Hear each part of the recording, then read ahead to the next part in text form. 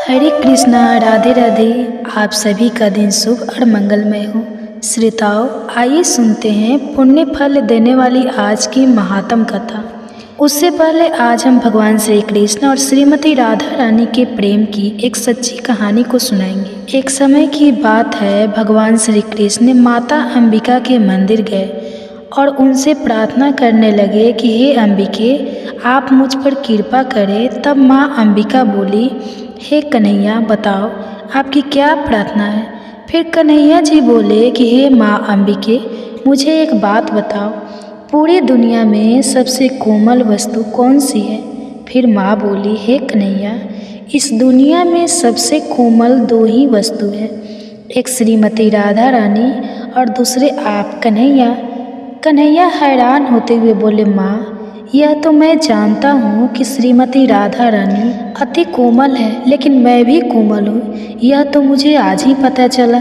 हे माँ, मैं आपसे एक विनम्र विनती करता हूँ कि आप मुझे बस एक आशीर्वाद दीजिए कि जैसा आपने कहा कि मैं राधा रानी की तरह अति कोमल हूँ, तो मुझे आशीर्वाद दीजिए कि मैं जो चाहूँ वही बन जाऊँ। यह सुनकर माँ अंबिका मुस्कुराती हुई बोली, जाओ कन्हैया, आपको आशीर्वाद दिया कि आप जो चाहोगे वही बन जाओगे। ऐसा सुनकर कन्हैया बड़े खुश हुए और अपने घर चले गए। तब कन्हैया ठीक श्री राधा रानी के सम्मुख पहुँच गए, जहाँ कन्हैया श्री राधा रानी के आभूषणों की तरह देखते हैं, जो कि श्री ललित जी श्री राधा रानी को सजा रही थी। तब श्री कृष्ण ने सोचा कि यह आभूषण कितने कठोर हैं, जो मेरी राधा रानी को कष्ट देते हैं। वह इन कठोर आभूषणों को पहन तो जरूर लेते हैं, लेकिन केवल और केवल मेरी प्रसन्नता के लिए कि मैं सुखी रहूं। लेकिन इतनी सुंदर और इतनी कोमल श्री राधा रानी को इन आभूषण की क्या आवश्यकता है। हे प्रिय भक्तों, एक बार श्री कृष्ण ने बरसाने में छुपकर राधा रानी को श्रृंगार करते हुए देखा। इतने भारी और चुभने वाले गहने श्री राधा रानी अपने फूल से शरीर पर पहन रही थी। तभी ललिता सखी ने उनसे इतने गहने पहनने का कारण पूछा, तो सुंदरता की देवी श्री राधा रानी ने कहा कि वह इतनी रूपवान नहीं है और सज धज के श्याम सुंदर के लायक बनना चाहती है। तब कृष्ण को यह सुनकर बड़ा ही दुख हुआ कि श्री राधा अपने प्रेम में इतने चुभने वाले भारी गहने पहन रही है। यह देखो, यह कान का झुमका कैसे इनके कोमल कानों को कष्ट दे रहा है। गले में लंबा हार तो देखो, इतनी कोमल और ऊपर से लंबा हाथ कैसे झुकी झुकी चल रही है। मेरी कोमलंगी रात साड़ी तो देखो, कितनी भारी नथ में बेसर कोमल नाक को जकड़ कर बैठी है। तब श्री कृष्ण ने याद किया कि माँ अंबिका ने मुझे कहा है कि इस पूरी सृष्टि में मैं अत्यंत कोमल हूँ, और अब तो मैंने उनसे वरदान भी ले लिया है कि मैं जो चाहूँ वह बन जाऊँ। हे प्रिय भक्तों, जब कन्हैया जी उसी समय अपने एक रूप से श्री राधा रानी के सारे आभूषण गे, उनकी साड़ी, लहंगा, महावर, नथ, कंचुकी, बेसर, अंगूठी, सब के सब कन्हैया स्वयं ही बन गए। और दूसरे रूप में ललिता जी से बोले कि आप राधा रानी को यह आभूषण पहनाओ जो अत्यंत ही कोमल है। ललिता जी ने सारे आभूषण ले लिए और राधा रानी को पहनाने लगी। तब एक एक आभूषण से श्री राधा नाम की धुन निकलने लगी। तब राधा रानी ने कहा, यह आभूषण मेरे नाम क्यों गा रहे हैं। कन्हैया तो जानते थे कि यह सभी आभूषण वे स्वयं ही बने हैं, तभी तो आभूषण और वस्त्र आदि से राधा रानी की ध्वनि हो रही है। हे प्रिय श्रोताओं, एक एक आभूषण और वस्त्र आदि जो अत्यंत कोमल थे, श्री राधा रानी को अत्यंत ही सुख पहुंचा रहे थे। राधा रानी ललिता सखी से बोली, हे सखी, पहली बार मुझे आभूषण वस्त्र आदि श्याम सुख आलिंगन का आनंद पहुंचा रहे हैं। यह देखकर कन्हैया बड़े प्रसन्न हुए कि मेरी कोमल राधा रानी को मैं स्वयं अपने कोमल देह से वस्त्र आभूषण बनकर उन्हें सुखी कर रहा हूँ। हे प्रिय श्रोताओं, अब देखिए अब ऐसा क्यों हुआ, क्यों कृष्ण राधा रानी के आभूषण कोमल बने, क्योंकि एक दिन श्री चित्रा सखी राधा रानी की बेड़ी में फूल का गजरा बांध रही थी और यह दृश्य श्री कृष्ण झाड़ियों में छिपकर देख रहे थे। तभी राधा रानी की बेड़ी में जैसे ही चित्रा जी पुष्प बांधती, तभी राधा रानी अपने केसों को फैलाकर सारे फूलों के गजरे को धरती पर फैला देती। तब चित्रा जी कहती, हे राधा रानी, आप यह क्या कर रही हो? सारे पुष्पों की माला और गजरा जो हम आपको पहना रहे हैं, आप सारे केस फैलाकर क्यों गिरा रही हो? तब राधा रानी की आंखों में आंसू आ गए और यह सब भगवान श्री कृष्ण छुप कर देख रहे थे।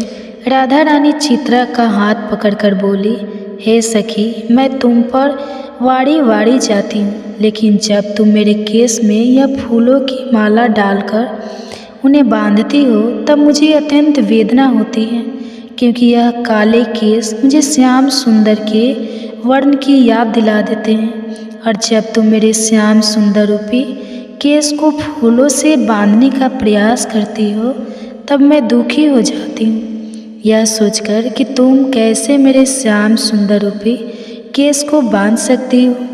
मैं अपने श्याम को बांधता हुआ नहीं देख सकती, बस तभी अपने सारे केस श्रृंगार को पल भर में खराब करके सब केस को खोल देती हूँ कि मेरे कन्हैया को कोई ना बांधे, चाहे मैं ही क्यों ना हूँ। और जब भगवान श्री कृष्ण ने राधा रानी की यह बातें सुनी तो उन्होंने अंबिका जी से प्रार्थना की और स्वयं ही राधा रानी के वस्त्र आभूषण सब बन गए ताकि राधा रानी को कोई कष्ट ना हो।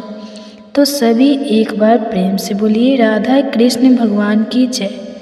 तो आइए आप सुनते हैं भागवत गीता का पाठ। उसे यह भी बताते हैं कि मृत्यु के समय मनुष्य का ध्यान रहता है, मृत्यु के बाद आत्मा पहुंचती है। परम गति से जाने के 2 मार्ग के बारे में बताते हैं और भगवान से पूछते हैं कि शीघ्र किसे कहते हैं, तथा और जिस व्यक्ति ने अपने आप को वश में कर लिया है वह मृत्यु के समय तुम्हें परमात्मा भगवान यह प्रश्न सुनकर अर्जुन को समझाते हैं।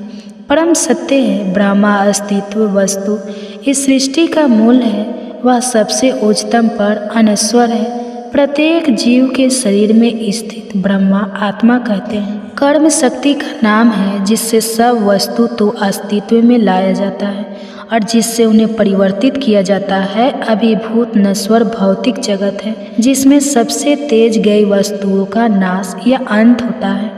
अभिभूत का आधार परिवर्तनशील प्राकृतिक है। आदि देव जी में रहने वाली दिव्य आत्मा है, उसका दैवी तत्व है जिसका आधार विश्व की आत्मा है। अयज्ञ शरीर है, इसमें सभी एकगुण कर्म किए जाते हैं, जिसका आधार जिसका स्वामी स्वयं मैं ही हूँ। मृत्यु के समय जो व्यक्ति मेरा ही ध्यान करता हुआ शरीर छोड़कर इस संसार से जाता है वह निश्चित ही बिंदास अंदाज है मेरे पद को प्राप्त कर लेता है।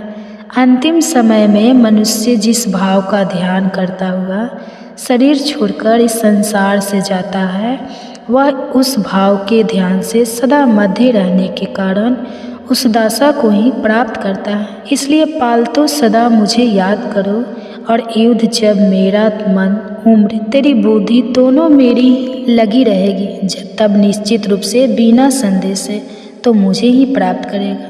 जो व्यक्ति लगातार अभ्यास द्वारा रचित को योग में लगाकर उस परम पुरुष अध्ययन करता है और अपने चित्त को कहीं भटकने नहीं देता वह अवश्य ही उस दिव्य पुरुष को प्राप्त कर लेता है।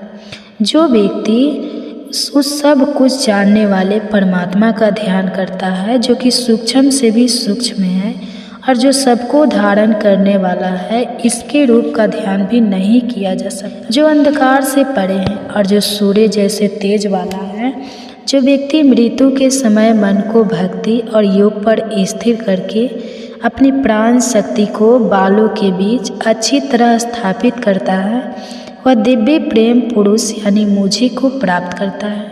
शरीर के सभी द्वारों के संयम में रखकर मन को हृदय में रोककर प्राण शक्ति को मस्तक में स्थिर करके और योग द्वारा एकाग्र होकर जो अक्षर ओम जो कि ब्रह्मा ही है उसका उच्चारण करता हुआ मुझे भगवान को याद करता हुआ अपने शरीर को छोड़कर इस संसार से जाता है वह परम गति को प्राप्त कर लेता है। जो मनुष्य किसी भी वस्तु का ध्यान न करता हुआ लगातार मुझे याद करता रहता है वह अनुशासित योगी मुझे आसानी से अब कर लेता है। मुझ तक पहुँचने के बाद उस योगी को परम गति मिल जाती है और इसलिए उसे इस अस्थायी और दुख भरे संसार में फिर कभी जन्म नहीं लेना पड़ता। नीचे लोक से ब्रह्मलोक तक सभी लोग ऐसे ही हैं जिन्हें फिर जन्म लेना पड़ता है, लेकिन उस तक पहुंचने के बाद इसी को फिर से जन्म नहीं लेना पड़ता। जो लोग इस बात को जान लेते हैं कि ब्रह्मा का एक दिन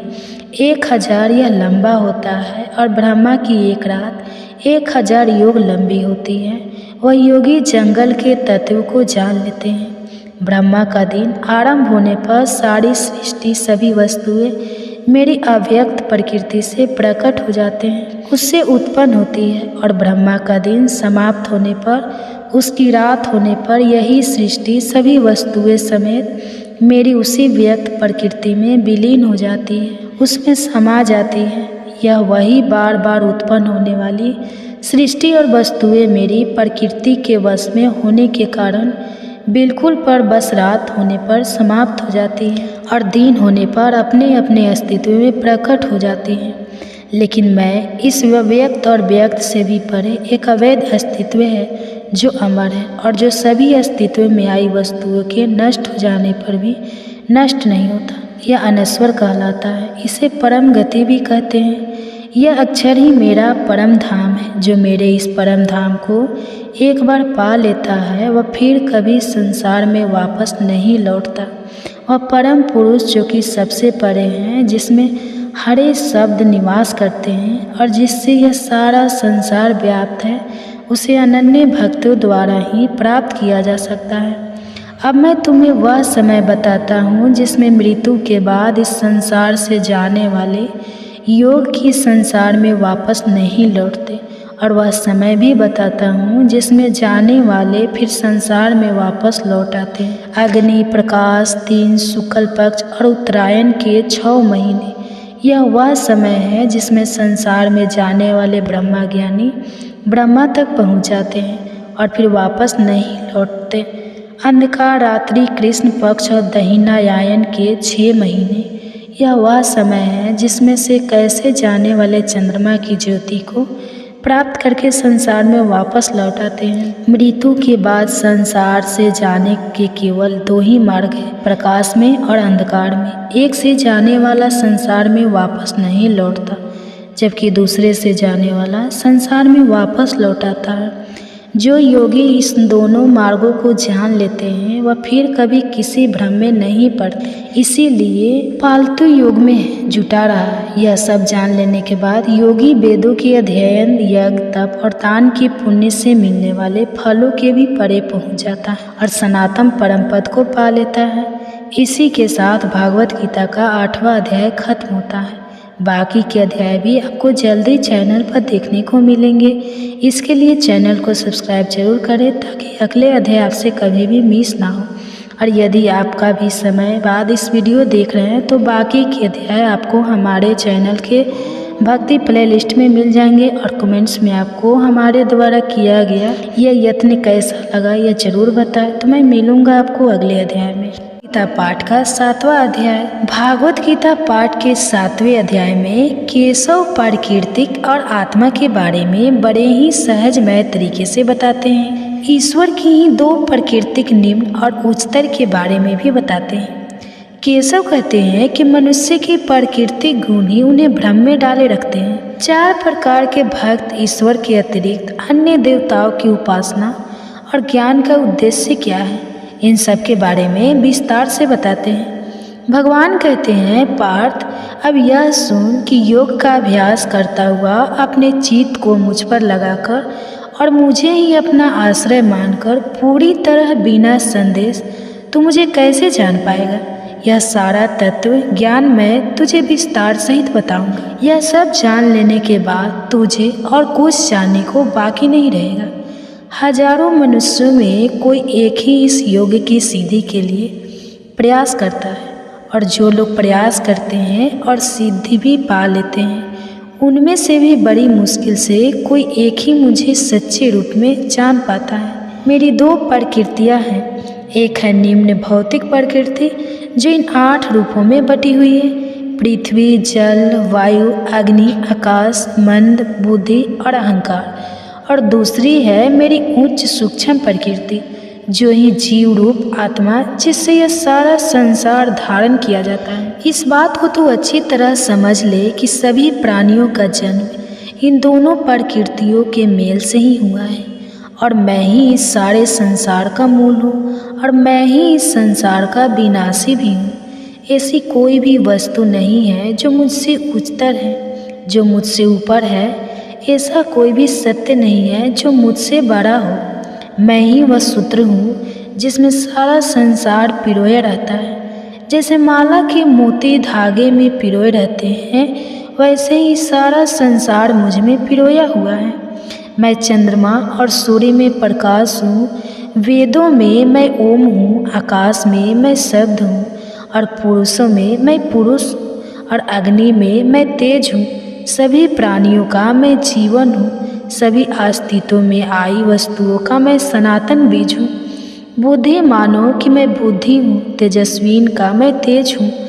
तपस्वी प्राणियों में मैं धर्म के अनुकूल रहने वाले मैं लालसा हूँ, और बलवान का मैं इच्छा और द्वेष रहित बल हूँ। जो भी संसार में भाव सात्विक, राजसिक, तामसिक सभी केवल और केवल मुझसे ही उत्पन्न हुए हैं। इस बात को समझ ले कि मैं उनमें नहीं हूँ, वह मुझ में है। प्रकृति के इन तीनों भावों, इन तीनों गुणों के कारण भ्रम में पड़ा हुआ यह सारा संसार मुझे गुणों से भी परे अविनाशी को पहचान नहीं पाता, क्योंकि मैं तो इन सब से कहीं ऊपर हूँ। मेरे इस गुण में देवी माया का जीत पाना बहुत ही कठिन है, लेकिन जो मेरी शरण में आते हैं वह इस माया को पार कर जाते हैं। जो बुरे काम करने वाले हैं, जो मनुष्यों में नीच है, ये सब मेरी शरण में नहीं आते। वह धर्मात्मा व्यक्ति जो मुझ में आस्था रखते हैं, जो मेरी उपासना और पूजा करते हैं, वह 4 प्रकार के होते हैं। एक जो मुसीबत में हैं, जिन पर कोई विपदा आन पड़ती है। दूसरे एक जिज्ञासु जो मेरे विषय में जानना चाहते हैं। तीसरे धन दौलत और संतान आदि पाने के इच्छुक जो कि मेरे कुछ ना कुछ मांगना चाहते हैं। और चौथे हैं ज्ञानी जिन्होंने सत्य को जान लिया है। इन सब में ज्ञानी सबसे अच्छे हैं, क्योंकि वह सत्य को जानते हैं, वह ब्रह्मा के साथ जुड़े रहते हैं और उसकी भक्ति भी पक्की होती है। ज्ञानी को तो मैं बेहद प्रिय हूँ, और ज्ञानी भी मुझे अत्यंत ही प्रिय है। वैसे मेरे में आस्था रखने वाले, मेरी पूजा उपासना करने वाले, मेरे चारों प्रकार के भक्त मुझे अच्छे हैं। लेकिन ज्ञानी को तो मैं ही समझता हूँ, उसे तो मैं अपना ही अंश मानता हूँ, क्योंकि पूरी तरह अपने आप को योग में लगाकर वह केवल मुझ में स्थित होकर मेरे साथ एक हो जाते हैं। वह उस अवस्था को पा लेते हैं जो मानव जीवन में सबसे ऊंचा है। बहुत से जन्मों के बाद जो ज्ञानी यह समझ लेते हैं कि जो कुछ भी है वह वासुदेव ही है, जो कुछ है वह ईश्वर ही है, तब यह जानकर मुझे प्राप्त कर लेते हैं। ऐसे महात्मा बहुत ही दुर्लभ होते हैं, लेकिन जिन लोगों के मन लालसाओं में फंसे हुए हैं, वह उन्हीं लालसाओं की पूर्ति के लिए अलग अलग देवताओं की अलग अलग विधि विधान से पूजा करते हैं। जो भक्त जिस भी रूप की उपासना करना चाहते हैं, उस रूप में मैं उनकी श्रद्धा को अटल कर देता हूँ। उस श्रद्धा से भरा होकर वह भी उसी की आराधना करना चाहते हैं, और उसी से ही वह अपने मन चाहे फल पाते हैं। जबकि वास्तव में फल तो मैं ही देता हूँ, लेकिन इन अल्प बुद्धि वाले लोगों को मिलने वाले ऐसे फल तो अस्थायी और नश्वान होते हैं। देवताओं की उपासना करने वाले देवताओं को पाते हैं, और मेरी उपासना करने वाले मेरे भक्त अंत में मुझे ही प्राप्त करते हैं। जो लोग मेरे नाम बदलने वाले मेरे श्रेष्ठ रूप को नहीं जानते, वह लोग तो बुद्धिहीन होते हैं। वह मुझे अव्यक्त को देवताओं के रूप में अन्य रूपों में व्यक्त हुआ मानते हैं। अपनी ही योग माया में छुपा हुआ कारण मैं सबके सामने प्रकट नहीं होता। यह मूढ़ जगत मुझ अजन्म मुझ अविनाशी को जान नहीं पाता, लेकिन मैं सब कुछ जानता हूँ और मैं सब कुछ जानता हूँ। मैं उस सब को जानता हूँ जो कि अतीत में हो चुका है और जो वर्तमान में इस समय हो रहा है और जो भविष्य में होने वाला है, लेकिन मुझे कोई नहीं जानता। सभी प्राणी इच्छा और द्वेष से उत्पन्न सुख और दुख, लाभ और हानि, उन दुविधाओं के वश में होने के कारण भ्रम और अज्ञानता में फंसे हुए हैं। लेकिन जिन लोगों के पूर्व जन्मों और इस जन्म के पुण्य से सारे पाप नष्ट हो गए हैं, वह सब इस दुविधा के भ्रम से मुक्त होकर अपने व्रतों में स्थित रहते हुए मेरी उपासना करते हैं। वह लोग जो मुझ में शरण लेते हैं और जो जीवन मरण के चक्कर से मुक्ति पाने के लिए प्रयास करते रहते हैं, वह संपूर्ण ब्रह्मा को, संपूर्ण आत्मा को और कर्म के बंधन में सब बातों को जान लेते हैं। वह लोग जो कि मुझे इस रूप में जानते हैं कि मैं ही वह एक हूँ जो इस भौतिक जगत का, सभी देवताओं का, सभी यज्ञों का नियम और नियंत्रक हूँ। वह लोग योग में अपने चित्त को लीन करके मृत्यु के कठिन समय में भी मेरा ज्ञान बनाए रखते हैं। इसी के साथ भागवत गीता का 7वां अध्याय समाप्त होता है। बाकी के अध्याय भी आपको जल्द ही चैनल पर देखने को मिलेंगे। इसके लिए चैनल को सब्सक्राइब जरूर करें ताकि अगले अध्याय आपसे कभी भी मिस ना हो। और यदि आप काफ़ी समय बाद यह वीडियो देख रहे हैं तो बाकी के अध्याय आपको हमारे चैनल की भागवत गीता प्लेलिस्ट में मिल जाएंगे। और कमेंट्स में आपको हमारे द्वारा किया गया यह यत्न कैसा लगा यह ज़रूर बताएं। तो मैं मिलूँगी आपको अगले अध्याय में। भगवान शरीर और मन के निरंतर जागरूक रहने की आवश्यकता के बारे में बताते हैं। आत्म उद्धार ध्यान योग के उपाय, ध्यान योगी के लक्षण, मन की चंचलता का प्रशिक्षण और उसी मन को वश में करने के उपाय के बारे में भी बताते हैं। श्री कृष्ण अर्जुन से कहते हैं, जो मनुष्य कर्म के फल की इच्छा ना रखते हुए अपने नियत कर्तव्य और अपने कर्म को करता रहता है जो कि उसे करना ही चाहिए, वही योगी है, वही सन्यासी है। वह सन्यासी नहीं है जो यज्ञ करना बंद करते हैं और कोई भी कर्म ना करे। लेकिन भारत तो अनुशासित कर्म ही सन्यास समझ और यह भी जान ले कि कोई भी व्यक्ति अपने स्वार्थ, अपनी सभी इच्छाओं और अपने कर्मों के फल को त्यागे बिना योगी नहीं बन सकता। जो मुनि योग तक पहुंचना चाहता है उसके लिए निष्काम कर्म को साधन बताया गया है।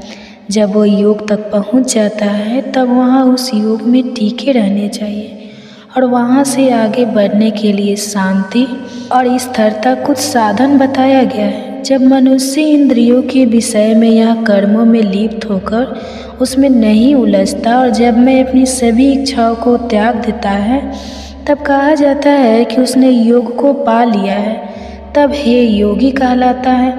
मनुष्य को अपना उद्धार स्वयं ही करना चाहिए और उसे अपना उद्धार स्वयं ही करना होगा। वह मन के द्वारा अपने आप को ऊपर उठाए और अपने मन को कभी नीचे ना गिरने दे, क्योंकि मनुष्य का मन ही उसका शत्रु है और यही मन उसका मित्र भी है।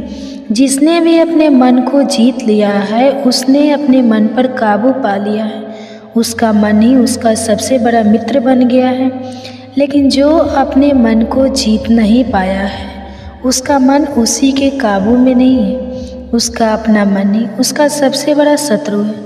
जब मनुष्य अपने मन को जीत लेता है और मन जीतने पर जब उसे पूर्ण शांति मिलती है तो उसकी आत्मा सदा समाधि में ही सीमित रहती है।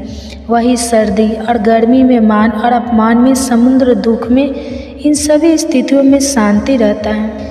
जिसकी आत्मा ज्ञान और विज्ञान अर्जित और अनुभूत यह दोनों प्रकार के ज्ञान से तृप्त हो गई है, जो स्थिर है और जिसने अपनी इंद्रियों को जीत लिया है, इसके लिए मिट्टी, पत्थर, हीरे, ज्वारत, सोना और चांदी एक जैसे हैं। इस समदर्शी मनुष्य को योग युक्त कहा जाता है, अर्थात से भगवान से जुड़ा हुआ कहा जाता है। जो व्यक्ति सभी के एक साधु रहता है, सभी को एक समान ही देखता है, उस व्यक्ति को अधिक श्रेष्ठ माना जाता है। योगी को चाहिए कि वह एक आदमी अकेले बैठकर सावधानी से मन और आत्मा को वश में रखते हुए किसी भी प्रकार से काम ना करते हुए अपने मन को परमात्मा में एकाग्र करे। किसी अच्छे और स्वच्छ स्थान पर, जो कि ना ही बहुत ऊंचा हो और ना ही बहुत नीचा हो, उस पर अपना आसन बिछाकर और उसी पर बैठकर मन को एकाग्र करके चित्त और इंद्रियों को वश में करके आत्मा की शुद्धि के लिए योग्य अभ्यास करना चाहिए। अपना शरीर, अपनी गर्दन और अपने सिर को सीधा उसमें रखते हुए, बिना हिले डुले अन्य किसी भी दिशा में ना देखते हुए, अवचेतन मन से भय रहित ब्रह्मचारी व्रत का पालन करते हुए स्वयं से अपने मन को मेरी ओर मोड़ ले और केवल मुझ में ही ध्यान लगाकर मुझे ही अपनी भक्ति का परम लक्ष्य बनाए। इस प्रकार जिस योगी ने अपने मन को वश में कर लिया है, वह हमेशा योग में लगा रहता है, उस शांति और उस परम निर्माण को पा लेता है जो मेरे अंदर स्थित है, जो मेरे अंदर मौजूद है। वास्तव में योग उस व्यक्ति के लिए नहीं है जो कि बहुत ही अधिक खाता है, और न ही उस व्यक्ति के लिए है जो बिल्कुल ही नहीं खाता। योग उसके लिए भी नहीं है जो बहुत अधिक होता है या बहुत अधिक जाता है। जिस व्यक्ति के आहार और विहार दोनों नियमित है, जिसकी सभी इच्छाएं और सभी चेष्टाएं है, इसका सोना उठना भी नियमित है, उस व्यक्ति में ऐसा अनुशासन आ जाता है जो उसके सभी दुखों का नाश कर देता है। जो व्यक्ति इस चित्र की सभी लालसा को मिटाकर और अनुशासित होकर केवल आत्मा में स्थित रहता है, आत्मा की रीतिक जाता है, तब यह योग में लीन कहलाता है। जैसे बिना हवाले स्थान में रखते हुए दीपक किलो स्थिर रहती है, वैसे ही वह योगी भी स्थिर रहता है। जिसने अपने चित्त को वश में कर लिया है और जिसने मन के साथ आत्मा को भी योग द्वारा अनुशासन में रखने का अभ्यास कर लिया है, जब एक आग्रह द्वारा वश में किया हुआ चित्त शांत हो जाता है, तब वह अपनी बुद्धि द्वारा परमात्मा रूपी अपनी आत्मा को देख पाता है और अपनी उसी आत्मा में ही वह आनंद लेता है। वह बुद्धि द्वारा मिलने वाले मन और इंद्रियों से भी परे उस परम आनंद को पा लेता है, जिसमें स्थित होकर जहाँ पहुंचकर वह सीख कभी सत्य से दूर नहीं होता, फिर कभी विचलित नहीं होता। वह दशा को पाकर वह समझता है कि इससे बड़ा और इससे बढ़कर मुझे और कुछ और नहीं मिल सकता, और इसमें स्थित रहने पर वह बड़े से बड़े दुख से भी विचलित नहीं होता, पर बड़े से बड़े दुख से भी नहीं घबराता। उस दशा का नाम है योग। जो बंधन में दुख से बांधे रहते हैं, किलो वनों को काटना ही तो योग कहलाता है। इस योग का अभ्यास दृढ़ संकल्प के इरादे और शांत चित्त से ही किया जाना चाहिए। स्वार्थ भरे संकल्प से उत्पन्न अपनी सभी इच्छाओं को, अपनी पूरी कामनाओं को पूरी तरह त्याग कर सभी इंद्रियों को सभी ओर से मन द्वारा वश में करके अपनी धैर्य वाली बुद्धि से अपने आप को शांत करता जाए और अपने मन को अपनी आत्मा में स्थिर करके धीरे धीरे समाधि अवस्था में प्राप्त करे और अन्य किसी भी वस्तु का ध्यान न करे। चंचल और अस्थिर मन जिस चीज़ और भागने लगे, उस और वहाँ अपने मन को काबू में करके और फिर केवल आत्मा के वश में वापस ले आए। सबसे बड़ा सुख उस योगी को मिलता है, इसका मन शांत है, इसके मन के कभी विकार निकल गए हैं, जो निष्पाप है, जो सभी पूर्व पाप कर्म से मुक्त हो गया है और जो परमात्मा के साथ एक हो गया है। इस प्रकार वह योगी जिसने अपने सभी पापों को दूर कर लिया है, जिसने आत्मा को सदा योग में लगाया हुआ है, और यह योगी सरलता से ब्रह्मा के स्पर्श से होने वाले परम में का अनुभव करता है। जो व्यक्ति योग नियुक्त हो गया है, जो सबको एक ही नज़र से देखता है, वह सभी प्राणियों में मुझ परमात्मा को निवास करते हुए और मुझ परमात्मा में सभी प्राणियों को निवास करते हुए देखता है। वह सबको और सब कुछ एक जैसा ही दिखता है। जो मुझे सब जगह, आप सब जगह मौजूद देखता है और जो सब वस्तुओं को मुझ में व्यापक, मुझ में ही मौजूद देखता है, उससे मैं कभी अलग नहीं होता और ना ही वह मुझसे कभी अलग होते हैं। जो योगी एक ही भाव में स्थिर होकर सभी प्राणियों के हृदय में मुझे यानी परमात्मा को मौजूद मानकर मेरी उपासना करता है, वह चाहे कितना भी कार्यशील क्यों ना हो, चाहे कितना भी काम क्यों न करता हो, फिर भी वह मुझ में ही निवास करता है। जो व्यक्ति प्रत्येक वस्तुओं को अपने जैसा ही समझकर, समान दृष्टि से देखकर वह सबको अपने जैसा ही समझता है, वह चाहे स्वयं सुख में हो या दुख में हो। जो दुख को समान भाव से देखता है, जो दुख को एक जैसा ही समझता है, वह पूर्ण योग समझा जाता है। श्री भगवान के यह वचन सुन अर्जुन से कहते हैं, 10 आपने जो मन की क्षमता वाला योग बताया है, मन की चंचलता के कारण मुझे उस पर अमल करना बहुत ही कठिन लगता है। वह यह मन तो बहुत ही चंचल है, यह बहुत ही तेज, बलवान और जटिल है। मुझे तो यह लगता है कि इस मन को वश में करना हवा को वश में करने के बाद यह बहुत अधिक कठिन है। श्री भगवान उत्तर देते हैं, तुम ठीक कह रहे हो, पर यह मन तो बड़ा ही चंचल है और इस चंचल मन को वश में करना बेहद कठिन है। फिर भी तू जान ले, यह लगातार अभ्यास और वैराग्य द्वारा इस मन को वश में किया जाना संभव है। मैं यह भी मानता हूँ कि इसके लिए योग को प्राप्त कर पाना बेहद कठिन है। जिसने अपने आप को संयत नहीं किया है, लेकिन असंयत व्यक्ति दृढ़ संकल्प द्वारा अपने मन को वश में कर सकता है और उनके मन में एक और शंका उभरती है और वह केशव से कहते हैं, हे केशव, जो व्यक्ति श्रद्धावान होते हुए भी, तेरी भक्ति करते हुए भी चंचल मन वाला होने के कारण नेताओं को वश में नहीं कर पाता और योग के मार्ग पर चलने के बाद इस मार्ग को भटक जाता है और सीधी तरह नहीं पहुंच पाता, उसकी क्या दशा होती है।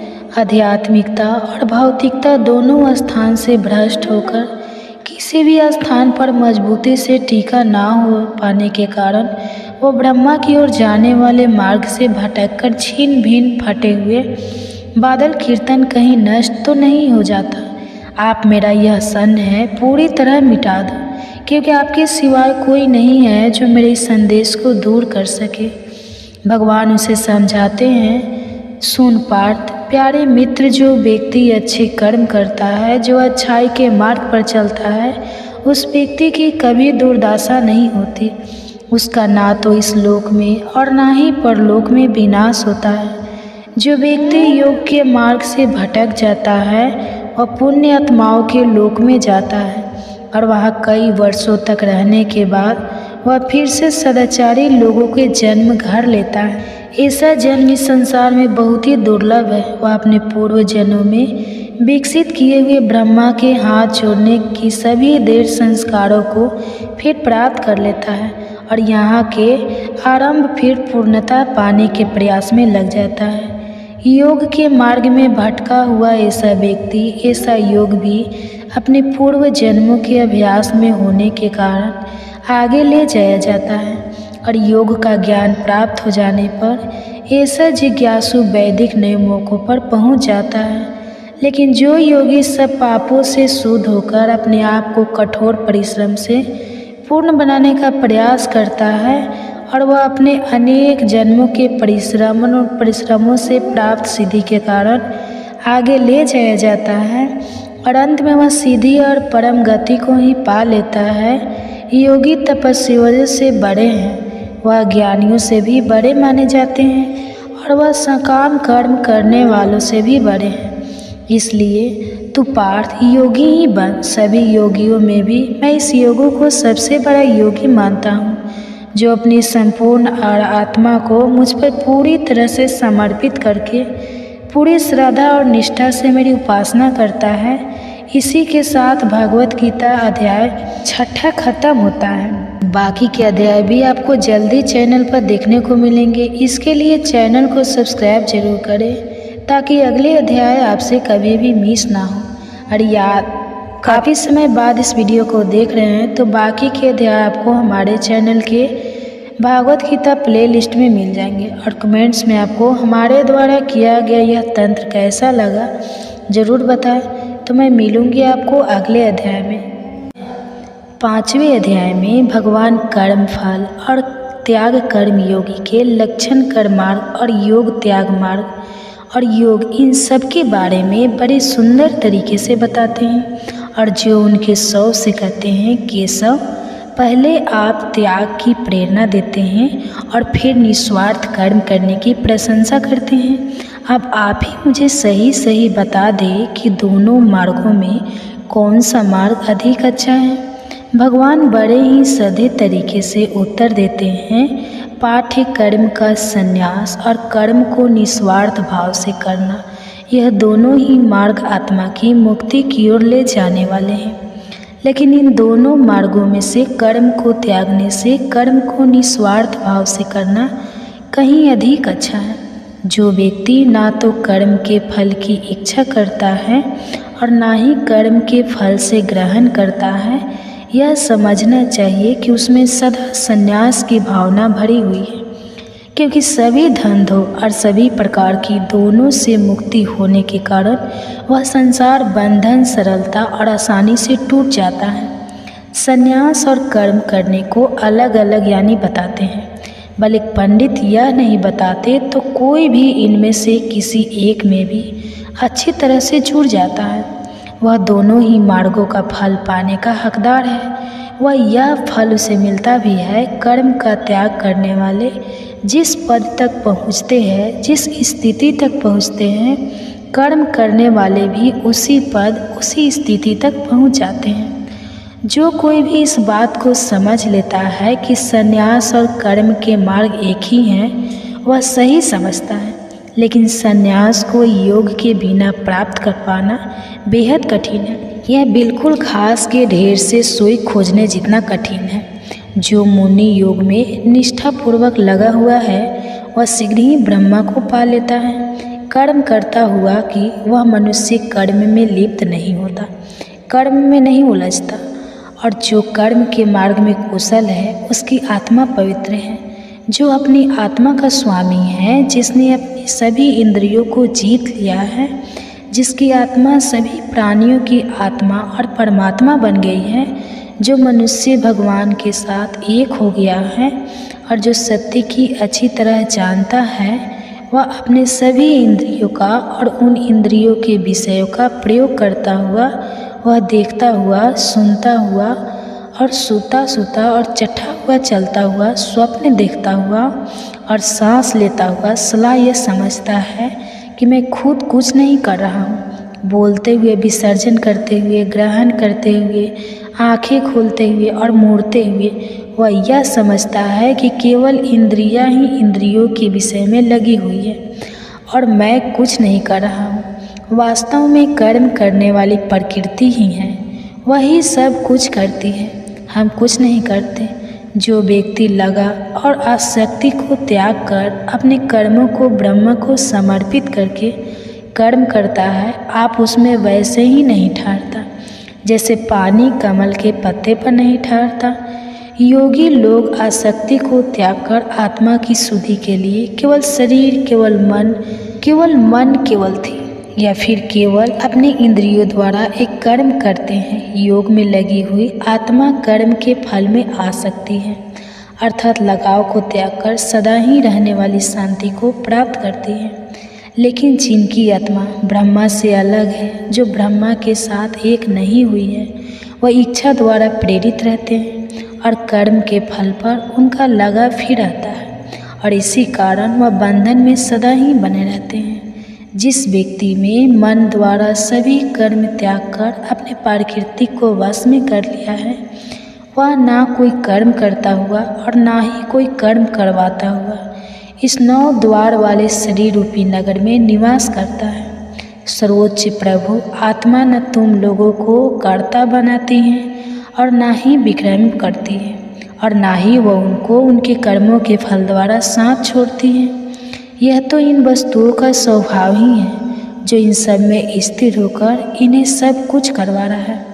लेकिन मनुष्य के ज्ञान पर अज्ञानता का पर्दा पड़ा हुआ है, इसलिए प्राणी मोह में फंसे हुए रहते हैं। अपने के कारण वह सत्य को देख नहीं पाते। लेकिन जिन लोगों ने ज्ञान द्वारा अपने मोह और अपने अज्ञान का पर्दा हटा दिया है, उनके लिए ज्ञान उनकी आत्मा को वैसे ही प्रकाशित कर देता है जैसे सूर्य सारे संसार को प्रकाशित कर देते हैं, जिससे सब कुछ साफ साफ दिखाई देने लगता है और तब वह सत्य को देख पाते हैं। उस ब्रह्मा का विचार करते हुए अपनी पूरी अंतरात्मा को उसी की ओर प्रेरित करते हुए, उसे अपना संपूर्ण हृदय से बनाते हुए, उसे अपनी भक्ति का एकमात्र लक्ष्य बताते हैं। वह उस दशा तक पहुंच जाते हैं जहां से उन्हें फिर वापस नहीं लौटना होता और ज्ञान द्वारा धुलकर उनके सारे पाप साफ हो जाते हैं, उनके सारे पाप मिट जाते हैं। पंडित लोग इस ज्ञान और इस ज्ञान से उत्पन्न होने के कारण संसार के सभी प्राणियों को, जिनमें उच्च और निम्न, स्कूल वालों को, स्त्रियों और पुरुषों और पशु और पक्षियों को, सभी को एक ही नज़र से देखते हैं, सबको एक जैसा ही समझते हैं। जिस व्यक्ति का मन सामने अवस्था में स्थिर हो गया है, अपने इस पृथ्वी पर ही, इसी जीवन काल में ही संसार जीत लिया है। परमात्मा वास्तु दोष रहित है, दोस्तों से मुक्त है और सबके समान है। इसलिए ऐसे व्यक्ति परमात्मा में स्थिर है। मनुष्य को चाहिए कि वह अच्छा होने पर या अच्छी वस्तु प्राप्त होने पर आनंद न मनाए और कुछ बुरा होने पर भी उसे दुखी नहीं होना चाहिए। जो मनुष्य इस प्रकार मुक्ति पाने पर मोहित हो जाता है, वही ब्रह्मा को जान लेने वाला है और आखिरकार वह ब्रह्मा विस्तृत हो जाता है, वह ब्रह्मा मिस जाता है। जब आत्मा बाहरी स्पर्शों, बाहरी व्यक्ति या बाहरी वस्तुओं के प्रभाव में आए बिना और मुझे बिना सुख भोग करती है, तभी वह मनुष्य जिसने अपने आप को परमात्मा के योग में लगाया हुआ है, वह ऐसे सुख का आनंद लेता है जो कि अनंत है। भौतिक पदार्थों के भोग से उत्पन्न होने वाले सुख नहीं कहलाते थे। दरअसल वह दूसरों के घर है, वह अस्थायी होते हैं और वह आते